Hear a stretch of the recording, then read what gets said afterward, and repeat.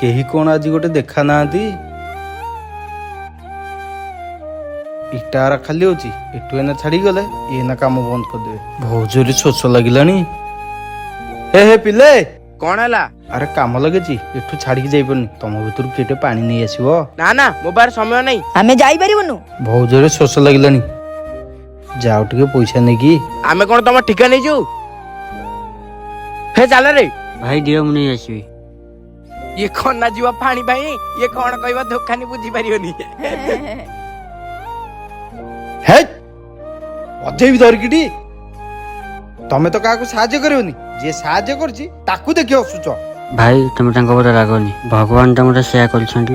ଆରେ ଶୁଣୁ, ଭଗବାନ ସିନା ତତେ ଖନା କରିନ୍ତି, ତ ହୃଦୟଟାକୁ ବଡ ଦେଇଛନ୍ତି। ଭଗବାନ କିଛି କଷ୍ଟ ଦଉନାହାନ୍ତି। ଏଇ ସମାଜରେ ଏଇଭଳିଆ କିଛି ପିଲାଙ୍କ ପାଇଁ ତମମାନେ ସବୁ କଷ୍ଟ ପାଉଛ।